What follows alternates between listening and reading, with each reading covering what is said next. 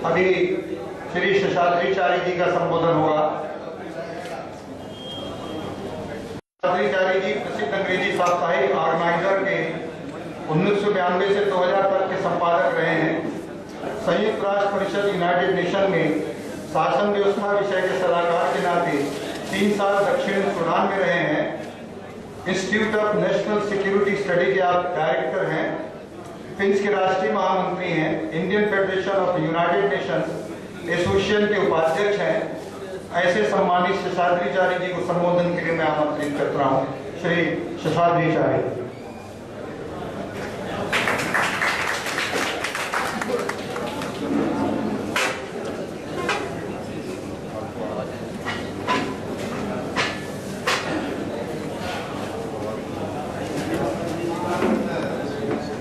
आदरणीय श्री रमेश नैयर जी,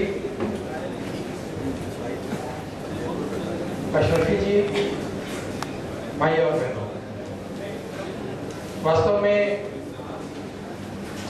मेरा काम काफी हल्का कर दिया माननीय इंद्रेश जी ने, और जो बचा कुचा काम था वो पत्रकारों ने हल्का और कर दिया। मुझे लगता है कि कार्यक्रम की समाप्ति की घोषणा जनरली कार्यक्रम जो आयोजित करते हैं वो करते हैं, पत्रकार नहीं करते हैं। लेकिन होता है कभी-कभी, मैं भी एक पुराना पत्रकार हूँ, इसलिए पत्रकारों की गलतियां हम भी करते थे। अभी इतना ही फर्क है कि मैं माइक के इस तरफ हूँ, उस तरफ कम हूँ। इस विषय के बारे में काफी विस्तार में माननीय इंद्रेश जी ने बात बताई है, और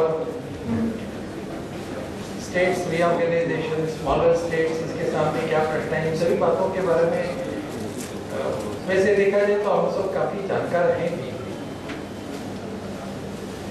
अब कभी कभी आपको भी आश्चर्य लगता होगा कि स्मॉलर स्टेट्स और forum for integrated national security का क्या संबंध है। ऐसा नहीं कि कोई संबंध बिल्कुल नहीं है, थोड़ा बहुत संबंध है। इसीलिए हमने थोड़ा बहुत, जैसे इंद्रेश जी ने कहा कि फिन्स के अनेक कार्यक्रम हैं, फिन्स के अनेक उपक्रम हैं, उसमें एक विषय एक ही है कि देश के सामने जो समस्याएं हैं उन सभी समस्याओं के बारे में विचार करना। तो देश के सामने जो समस्याएं हैं उसमें आर्थिक समस्या भी एक बहुत कठिन और प्रमुख समस्या है। इसीलिए आर्थिक विषयों पर भी हम कभी-कभी विचार करते हैं।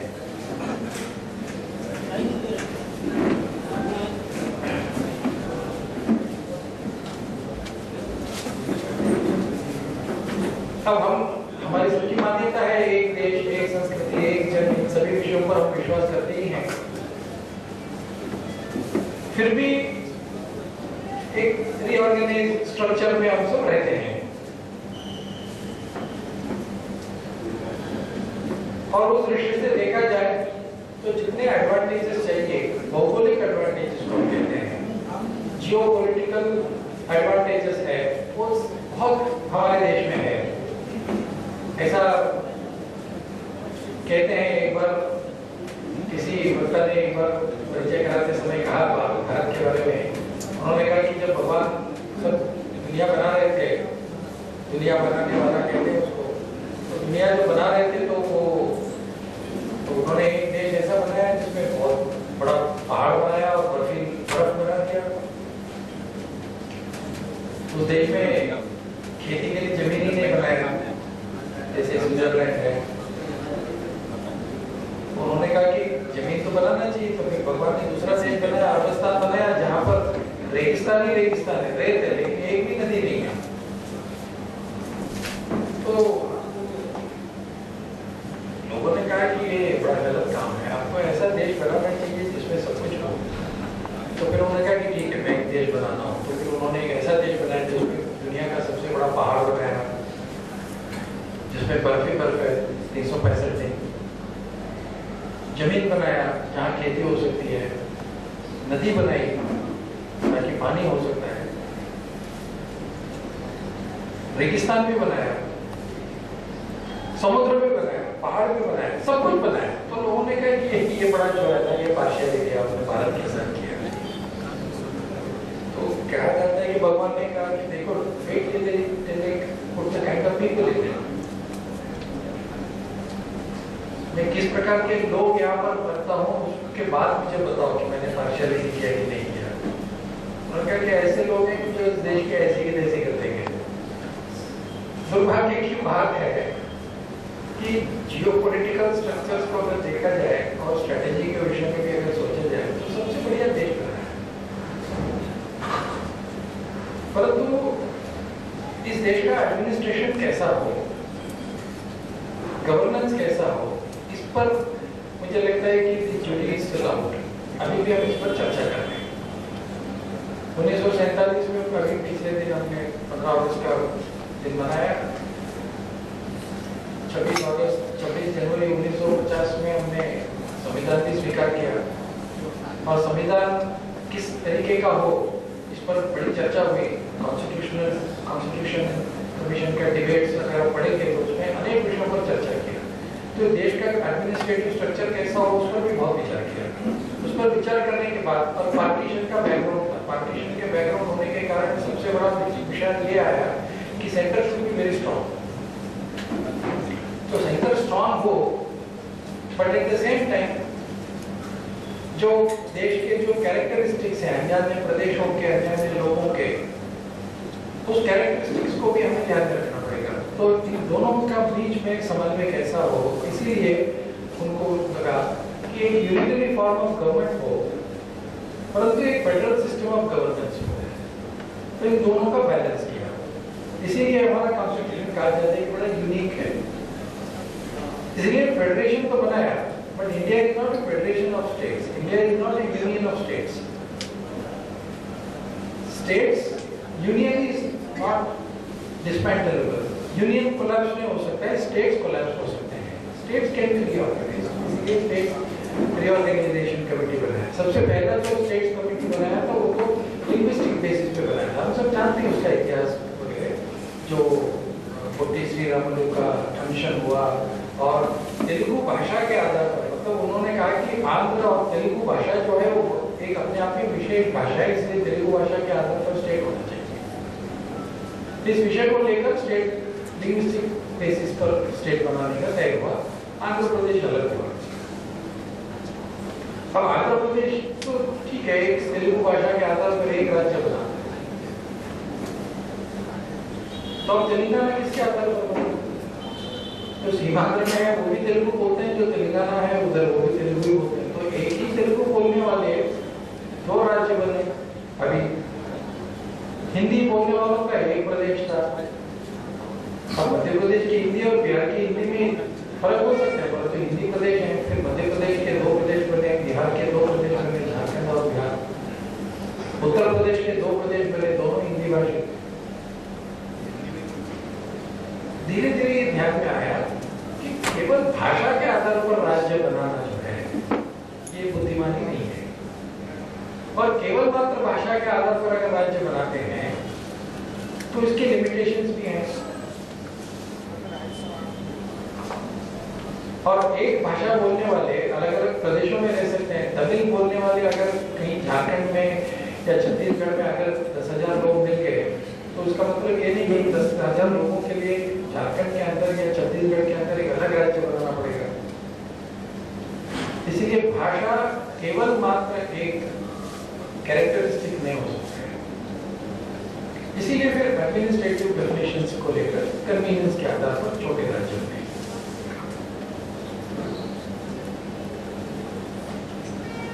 परंतु ये जो राज्य बने और जो फेडरल स्ट्रक्चर बना वो पॉलिटिकल फेडरल स्ट्रक्चर बना। और एक बात अगर हम देखेंगे तो पिछले 1950, 60, 70, 80 के दशक से लेकर अब तक पॉलिटिकल फेडरेशन एक दृष्टि से देखा जाए तो यशस्वी हुआ, सक्सेसफुल हुआ। सेंटर वॉज स्ट्रॉन्ग, सेंटर में एक पॉलिटिकल स्ट्रक्चर था और सेंटर के पॉलिटिकल स्ट्रक्चर के साथ साथ राज्यों के पॉलिटिकल स्ट्रक्चर भी जुड़ गए, इसलिए कोएलिशन पॉलिटिक्स तैयार हुआ। सेंटर में जो कुछ भी है वो राज्य के चुने हुए प्रतिनिधियों के बल पर सत्ता चलाए। एनडीए के समय में 22 पार्टी थे, अब यूपी में कितने पार्टीज हैं आज के दिन में पता नहीं है, कल कितने थे, आज कितने हैं, कल कितने होंगे, तो बदलते रहते हैं। परंतु कुल मिलाकर एक पॉलिटिकल स्ट्रक्चर इस प्रकार का निर्माण हुआ जिसमें यूनियन और फेडरल स्ट्रक्चर को एक दूसरे में पॉलिटिकल बैलेंस निर्माण हुआ। परंतु सवाल यह है कि जिस तरीके से पॉलिटिकल फेडरल स्ट्रक्चर में हम यशस्वी रहे, क्या उसी तरीके से इकोनॉमिक फेडरलिज्म में हम यशस्वी हुए क्या? सबसे बड़ा सवाल वहां खड़ा होता है और उसका जवाब देना पड़ता है नहीं में। जिस तरीके का पॉलिटिकल फेडरलिज्म में हम सक्सेसफुल हुए, उस तरीके से इकोनॉमिक फेडरलिज्म में हम सक्सेसफुल नहीं हुए। उसका कारण क्या है और उसके कॉन्सिक्वेंसेस क्या है? इन दोनों बातों का अगर हम एनालिसिस करेंगे तो देश के सामने जो समस्याएं हैं, जिसमें सिक्योरिटी का भी एक समस्या है, वो कुछ हद तक हल हो सकता है। नेशनल सिक्योरिटी की जो समस्या है वो केवल पॉलिटिकल या स्ट्रेटेजिक समस्या नहीं है, वो एक इकोनॉमिक समस्या भी है। जैसे छत्तीसगढ़ है, झारखंड है, आंध्र प्रदेश है, कुछ हद तक तमिलनाडु है, महाराष्ट्र का गढ़चिरौली है, बिहार है। एक दृष्टि से देखा जाए तो एक बहुत बड़ी अगर लकीर खींचेंगे वो तो मार्क्सिस्ट और माओवादी अपने भाषण में स्लोगन भी देते हैं, पशुपति से तिरुपति तक हम एक कॉरिडोर बनाएंगे। तो पशुपति से तिरुपति तक जितने राज्य हैं उन सभी राज्यों में छोटे बड़े राज्यों को मिलाकर एक बहुत बड़ी समस्या देश के सामने इंटरनल सिक्योरिटी का खड़ा हुआ है। इसके भिन्न भिन्न आयाम हो सकते हैं, परंतु इसका अगर एनालिसिस करें तो ये इस प्रकार राज्यों में ये समस्याएं क्यों खड़ी होती हैं? जब स्टेट्स बनाया गया तो ये कहा गया कि कुछ स्टेट्स माउंटेनस टेरेन है, पर्वतीय राज्य है, पर्वतीय राज्य होने के कारण उनकी कुछ कैरेक्टरिस्टिक्स अलग हैं, उनके कुछ परिमाण अलग हैं, इसीलिए माउंटेनस राज्यों को अलग स्टेट बनाना चाहिए। इसलिए हिमाचल बना, उत्तराखंड बना, नॉर्थ ईस्टर्न स्टेट्स अलग बने, सिक्किम बना, फिर समुद्री तट पर एक छोटा राज्य बना गोवा। यानी समुद्र के नजदीक होने के कारण उसके कैरेक्टरिस्टिक्स अलग हैं, इसलिए गोवा एक राज्य बना, पहाड़ के कारण एक अलग राज्य बने, नॉर्थ ईस्ट में एक अलग प्रकार का राज्य बना, ट्राइबल अधिक है इसीलिए दो राज्य अलग बने जिसमें ट्राइबल प्रभुत्व प्रकार का एक परिस्थिति है। तो इन सभी फैक्टर्स को ध्यान में रखकर फैक्टर बेस्ड, जैसे भाषा के आधार पर राज्य बने, अब उसके बाद एक और परिणाम भी हुआ, एक और फेज, एक और एरा निर्माण हुआ राजनीति में, जिसमें एक पर्टिकुलर फैक्टर को लेकर राज्य बने। अब तीसरा फैक्टर जो कहा जाता है वो सस्टेनेबिलिटी का फैक्टर है। राज्य वाले बने, लेकिन क्या राज्य सस्टेन कर सकते हैं? अब कुछ राज्य ऐसे हैं जो सस्टेन नहीं कर पाते हैं, कुछ राज्य ऐसे हैं जो छोटे हैं फिर भी सस्टेन कर जाते हैं। स्टेट जीडीपी जिसको कहते हैं एसडीजी, तो स्टेट जीडीपी की अगर तुलना करें, सबसे बड़ा राज्य जो है महाराष्ट्र है, गुजरात है, मध्य प्रदेश है, इनकी जो स्टेट जीडीपी है वो 16% टू द स्टेट जीडीपी है, वेयरएज दो ऐसे छोटे राज्य हैं जिनके एवरेज 68% है और 162% है, सिक्किम का और गोवा का 68%। क्यों? उनकी कुछ खासियत विशेषता है, इसीलिए छोटे राज्य होने के बावजूद भी वो किसी भी बड़े राज्य की तुलना में आर्थिक दृष्टि से कंट्रीब्यूशन ज्यादा होता है।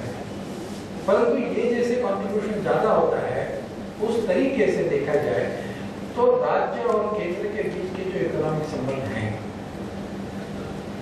वो कैसे डिटरमिन होता है? उसमें पैरिटी तो नहीं है।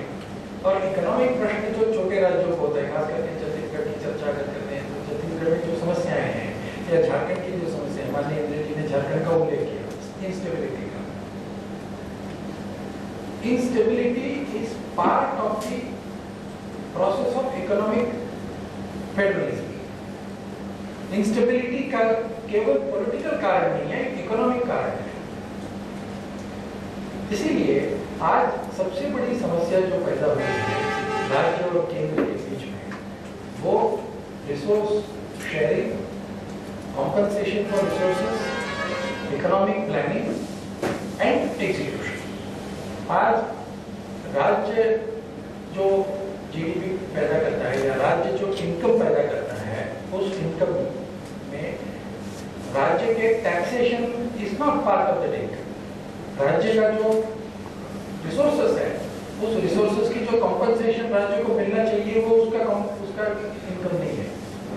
राज्य का सबसे बड़ा इनकम जो प्लानिंग कमीशन और फाइनेंस कमीशन की ओर से तय किया जाता है कि ये इस साल हम आपको इतना पैसा देंगे, और इतने पैसे में आप 20% स्कीम में लगाएंगे, 30% स्कीम में लगाएंगे, 40% स्कीम में लगाएंगे, और स्कीम बेस्ड योजनाएं करीब करीब 80% होती है।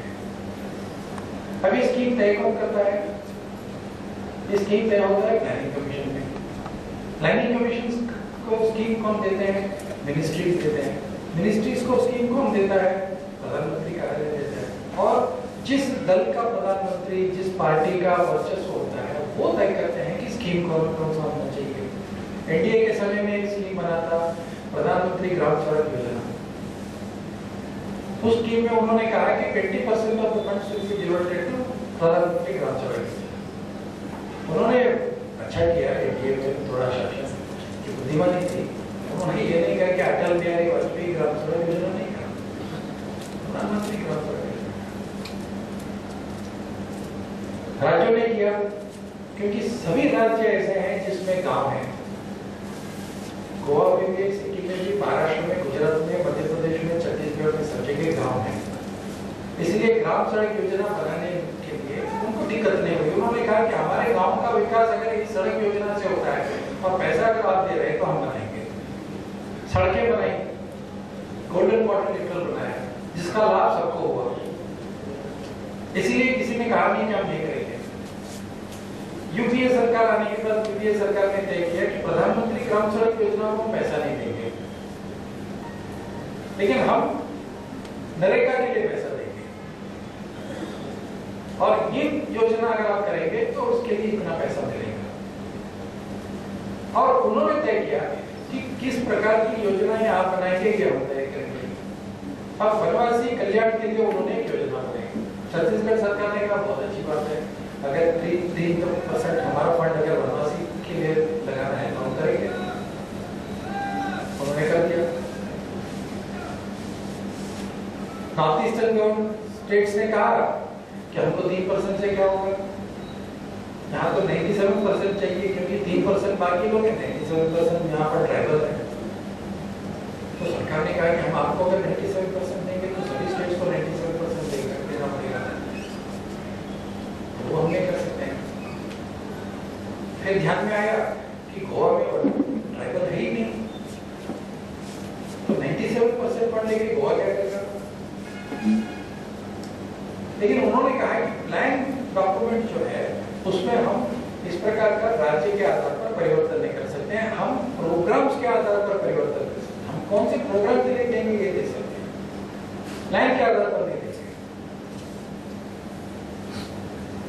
और उन्होंने बड़ी अच्छी चित्र उदाहरण दिया। उन्होंने कहा कि एनडीए के सरकार के समय में उन्होंने कहा था कि हम इंटरलिंकिंग ऑफ रिवर वाटर का प्रोजेक्ट निकालेंगे। हालांकि वो शब्द प्रयोग गलत है, इंटरलिंकिंग ऑफ रिवर वाटर नहीं है, इंटरलिंकिंग ऑफ वाटर बेसिन, ये उसका असली नाम है उस योजना का। मैं उस टास्क फोर्स का मेंबर था, परंतु किसी प्रेस कॉन्फ्रेंस में हमारे सुरेश प्रभु जी ने कहा कि इंटरलिंकिंग ऑफ रिवर वाटर तो शब्द प्रयोग लोगों के दिमाग में चला गया कि वाटर बेसिन लोगों को समझ नहीं आता है। हालांकि योजना है इंटरलिंकिंग ऑफ वाटर बेसिन। उसके लिए फिर प्लान डॉक्यूमेंट बनाना था। तो प्लान डॉक्यूमेंट बनाने का ही काम चल रहा था। वास्तव में वो कार्यक्रम आगे चला नहीं, 2004 के बाद वो कार्यक्रम भी बंद हो गया। हमने काफी अपील की प्रधानमंत्री को कि कार्यक्रम को जारी रख सकते हैं, पर कुछ नहीं हुआ। 10 साल में नहीं हुआ, शायद होगा भी नहीं। अगले कोई सरकार आए तो सोचेंगे उसके बारे में। परंतु उसके लिए हमने कहा कि आप उसका ट्रांसफर फंड सिस्टम में मत चाहिए। आप ये मत कहिए कि प्रत्येक राज्य को हम 3% देंगे इस कार्यक्रम के लिए। आप ये तय करिए कि किस राज्य को कितना चाहिए। अगर हम कहें कि प्रत्येक राज्य को हम 3 करोड़ रुपया देंगे, अब राजस्थान में इंटर बेसिन लेवल का प्रोग्राम के लिए राजस्थान को 3 करोड़ से कुछ भी नहीं चलेगा। राजस्थान में तो बेसिन ही नहीं है, जो बेसिन्स हैं वो कंसंट्रेटेड है, क्या फायदा होगा। और बिहार में स्थिति है, इसीलिए आप प्रोजेक्ट वाइज इसका उपयोग करिए और जो रिपेयरिंग स्टेट्स है वो लगे बहुत से पैरामीटर्स बनाएंगे जो उन्होंने एक्सेप्ट किया। इसीलिए सबसे बड़ी जो दिक्कत आज सभी स्टेट्स को, स्मॉलर स्टेट्स को आ रही है वो फंड ट्रांसफर प्रॉब्लम से आ रहा है और डिटर्मिनेशन ऑफ स्टेट्स रिक्वायरमेंट्स, इसकी जो पैरामीटर्स हैं इसके कारण आ रहे हैं। अब इसके कारण क्या होता है, जो सोशल सेक्टर स्कीम्स होने चाहिए वो स्कीम्स हो नहीं पाते हैं। फिर रिसोर्सेस पर कोई अधिकार और कब्जा नहीं रहता है। छत्तीसगढ़ में खनिज पदार्थ है, छत्तीसगढ़ सरकार चाहेगी तो ये सारे खनिज पदार्थ निकाल सकते हैं, लेकिन नहीं, एमएमडीसी का परमिशन लगेगा, फिर फॉरेस्ट डिपार्टमेंट का चाहिए, केंद्र के 10 मिनिस्ट्रीज हैं वो तय करेंगे किसको क्या होना चाहिए। कोल क्रॉप अलॉटमेंट के बारे में कितना बड़ा स्कैम हुआ आप सब जानते हैं। इन सभी के कारण क्या होता है कि जिन राज्यों के पास रिसोर्सेस है उन राज्यों के पास पूरे देश को पूरी करने के लिए रिसोर्सेस होने के बावजूद भी वो गरीब रहते हैं। अब उस गरीबी का परिणाम स्कीम्स पर होता है और उस स्कीम्स के परिणाम से लोगों में अलग अलग विचारधाराएं पैदा होती हैं and that becomes a security threat not for the state but for the entire reason and for the entire country. इसीलिए इन बातों पर अब इसका डायरेक्ट बैरिंग नेशनल सिक्योरिटी के साथ है या नहीं, अगर कहा जाए तो है, लेकिन इसको नेशनल सिक्योरिटी का थ्रेट न समझकर जो हमारा एक्चुअल स्ट्रेंथ है उस स्ट्रेंथ को नेशनल सिक्योरिटी थ्रेट में परिवर्तित करने के बजाय उसको हम किस प्रकार नेशनल रीजनरेशन कर सकते हैं, उसका उपयोग राष्ट्र की संपत्ति को बढ़ाने के लिए कैसे कर सकते हैं, इस पर सोचना और इस पर एक अधिक व्यापकता से विचार करना इसकी आवश्यकता है। और अगर इस प्रकार का विचार हम कर सकें, equitable distribution of resources, adequate compensation, and parameters that permit states to progress. इस प्रकार का एक रचना, इस प्रकार की एक आदर्श रचना निर्माण कर सकते हैं। अब ये निर्माण करने का काम कौन करेगा? प्लानिंग कमीशन तो नहीं करेगा, सरकारें नहीं करेंगी, स्टेट्स नहीं कर पाते हैं। अमेरिका, इंग्लैंड, कनाडा में जो थिंक टैंक्स हैं वो नहीं करेंगे, क्योंकि अमेरिका, इंग्लैंड में जो थिंक टैंक्स हैं, जैसे माननीय अंग्रेजी ने कहा, वो अपने देश का विचार करेंगे। वो ये कहेंगे कि छत्तीसगढ़ का जो रिसोर्स है वो किसी अमेरिकन कंपनी को कैसे मिलेगा, और वो अगर अमेरिकन कंपनी को मिलना चाहिए तो अमेरिकन कंपनी के साथ डायरेक्ट समझौता करने की जो क्षमता है वो छत्तीसगढ़ सरकार को नहीं है, केंद्र सरकार को है। इसीलिए रिपोर्ट इस तरीके से बनाओ कि केंद्र सरकार खुश हो जाए और वो प्रोजेक्ट हमें दे दे। अब पास्को का उदाहरण ओडिशा में देख रहे हैं, क्यों उसका विरोध हो रहा है, किस प्रकार विरोध हो रहा है, इन सभी बातों के बारे में हमारे सामने। मैं बहुत ज्यादा उस विषय में नहीं जाऊंगा, उसके उदाहरण में नहीं पड़ता। छत्तीसगढ़ में भी ऐसे अनेक उदाहरण हैं, झारखंड में अनेक उदाहरण हैं। इसीलिए इन सभी बातों का विचार भी स्टेट और यूनियन के बीच के संबंधों को ध्यान में रखते हुए इकोनॉमिक फेडरल स्ट्रक्चर, जैसे पॉलिटिकल फेडरल स्ट्रक्चर निर्माण किया हमने, उसी प्रकार इकोनॉमिक फेडरल स्ट्रक्चर में भी समय समय पर परिवर्तन कैसे हो जाए और मार्केट ओरिएंटेड इकोनॉमी का आज जो दौर चल रहा है उस दौर में इन सभी बातों को उस पैरामीटर में किस प्रकार विचार करें। इस प्रकार का विचार अनेक राज्यों में करने की आवश्यकता है, छत्तीसगढ़ में करने की आवश्यकता है। प्रत्येक राज्य में, जैसे छत्तीसगढ़ में है, जैसे झारखंड में है, जैसे गोवा में है, जैसे सिक्किम में है, जैसे नॉर्थ ईस्ट में है, ऐसे अनेक मैं इस बात को ध्यान रखता हूँ कि हमारे मेरे सामने जो लोग बैठे हैं उनमें से ऐसे बहुत से लोग विद्वान हैं जिन्होंने इन सभी विषयों पर बहुत चर्चा भी की है। विषय भी किया है, विचार भी किया है, उनके अपने व्यू पॉइंट है। तो एक दृष्टि से देखा जाए तो आज के इस कार्यक्रम के जरिए क्या हम इस प्रकार के विचारों पर विषयों पर विचार कर सकते हैं, क्या छोटे छोटे विचार गोष्ठियाँ कर सकते हैं, इन विषयों के संबंधित लोग हो सकते हैं, उनके साथ चर्चा कर सकते हैं, पार्टीशन पॉलिटिक्स से ऊपर उठकर, पार्टी पॉलिटिक्स से ऊपर उठकर सभी दल के लोगों से बातचीत करके हम सब अलग अलग दल के हो सकते हैं, परंतु छत्तीसगढ़ के होने के कारण छत्तीसगढ़ के लिए सबसे ज्यादा लाभदायक क्या हो सकता है, यहाँ का इंडस्ट्रियल ग्रोथ अगर होना है, यहाँ का प्रोडक्शन ओरिएंटेशन अगर बढ़ना है, यहाँ का स्किल डेवलपमेंट अगर बढ़ना है, तो किस प्रकार हम काम कर सकते हैं, किस प्रकार यहाँ पर हम काम कर सकते हैं, इन सभी बातों के बारे में विचार करना। और ये इस विचार को अगर हम कार्यान्वित करें तो आने वाले 1, 2, 3, 4, 5, 10 सालों में हम उन सभी प्रश्नों को सुलझा सकते हैं जिन प्रश्नों के कारण आज एक माओवाद या नक्सल या गरीबी, भूख, बेकारी, ये सभी प्रश्न हमारे सामने खड़े हैं।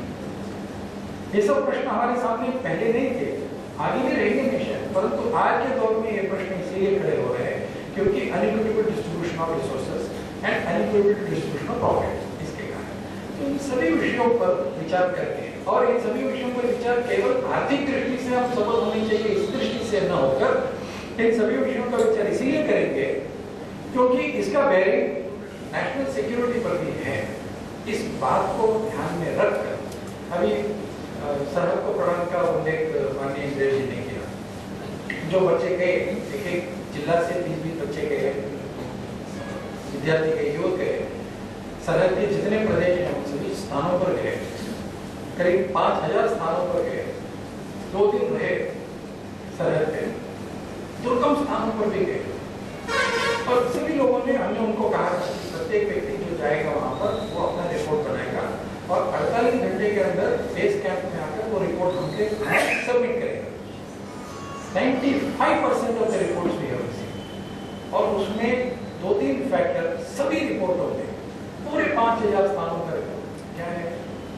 सरहद में जो गांव है, ऐसे गांव है जहां सड़कें नहीं है, 20-20 किलोमीटर में कोई एक पहरेदार नहीं है, बॉर्डर सिक्योरिटी फोर्स का ऑफिसर नहीं है, कहीं बॉर्डर सिक्योरिटी फोर्स का ऑफिसर है उसको रहने के लिए स्थान नहीं है। 20 किलोमीटर में एक बॉर्डर सिक्योरिटी फोर्स का अफसर, आदमी, नौजवान, बंदूकधारी, जिसके ऊपर एक छत तक नहीं है, फोटोग्राफ लाया। बॉर्डर यहाँ पर हमारा बॉर्डर है बांग्लादेश और भारत का, उसमें खंबा है बॉर्डर का, लिखा हुआ है वहां ये भारत बांग्लादेश बॉर्डर का खंबा है। 1970 में 77 में पता नहीं कब काट दिया उस खंबे का उपयोग क्या हो गया, वहां पर एक झुग्गी है, उस झुग्गी में का जो खंबा है उस खंबे से इस खंबे तक एक तार बंधा हुआ है और उसमें कपड़े टंगे हैं। बॉर्डर सिक्योरिटी का खंबे में इस तरीके का उपयोग है। ये आज बीएसएफ की स्थिति है, बॉर्डर की स्थिति है, सड़कें नहीं है, बॉर्डर के लोगों को पीने का पानी नहीं है, कॉलेज नहीं है, स्कूल नहीं है, और उस आदमी से हम अपेक्षा करते हैं कि वो देश की सुरक्षा करे, देश के लिए मर मिट जाए। ठीक है, मर मिटना चाहिए, अलग बात है। हमने उनको क्या सुविधा दी है? नॉर्थ ईस्टर्न स्टेट्स के बारे में हमने क्या विचार किया है? क्यों उनको सुविधा दी है? क्यों उनके पास इंफ्रास्ट्रक्चर सपोर्ट नहीं है? इसका विचार कौन करेगा? Is it not a security threat? It is. इसीलिए पॉलिटिकल फेडरलिज्म के आधार पर केवल विचार करके नहीं चलेगा, इकोनॉमिक फेडरलिज्म पर भी किसी न किसी को विचार करना पड़ेगा। और आज जिस तरीके से हम इकोनॉमिक फेडरलिज्म का विचार कर रहे हैं उससे काम चलेगा नहीं। और अगर डेवलपमेंटल प्रोसेस में हमको सबको इंक्लूड करना है, इंक्लूसिव डेवलपमेंट प्रोसेस की बात अगर करनी है, इकोनॉमिक फेडरलिज्म के बारे में विचार करना पड़ेगा। ये काम और करे न कोई न करे न करे, फिन्स को ये काम खास करके करना पड़ेगा। और आज हम सभी लोगों के सामने बहुत बड़ी समस्या है, चैलेंज है, और हमारे पास भगवान की दया से इन सभी समस्याओं पर समाधान पाने के लिए एक मार्ग भी है। इसीलिए फिन्स ने तय किया कि इस प्रकार के कुछ विषयों को लेकर हम चर्चा करेंगे। उसमें सबसे अहम जो विषय है वो इकोनॉमिक फेडरलिज्म का विषय है। इस विषय पर आगे आने वाले दिनों में, महीनों में, सालों में हम छोटे छोटे सेमिनार, छोटे छोटे papers publish professors, teachers, educationist, economist, political personalities, इन सभी लोगों के बीच में इस प्रकार के विषयों का जागरण करें, इस प्रकार का एक विचार है। ये सिर्फ एक विषय नहीं है, और भी विषय हैं, परंतु ये अनेक विषयों में से एक विषय है। और हमें से हर एक व्यक्ति हर एक विषय का तज्ञ नहीं है, और ऐसा भी नहीं है कि इकोनॉमिक फेडरलिज्म पर मैं कोई तज्ञ हूँ। इसीलिए इस विषय के बारे में मैं सबसे कम जानता हूँ, इसीलिए शायद बिहारी जी ने कहा होगा कि आप इस विषय के बारे में बोलिए ताकि कम बोलेंगे, ऐसा पता नहीं है इसलिए आप कम बोलेंगे, इसीलिए उन्होंने कहा कि मुझे इस विषय के बारे में बोलने के लिए कहा है। इसलिए मैंने थोड़ा बहुत विषय आपके सामने रखने का प्रयत्न